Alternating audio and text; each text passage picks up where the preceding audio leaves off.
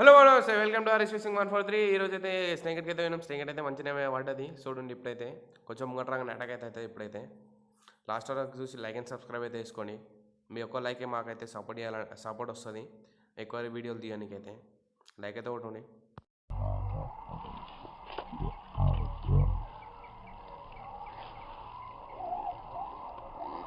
అడ్డా తీస్తావా?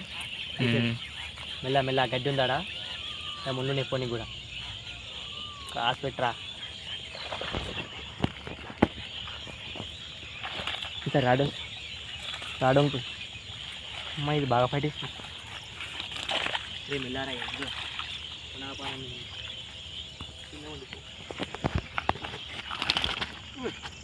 కప్ప చూడు ఏడుస్తుంది మూట కప్పనే వస్తుంది.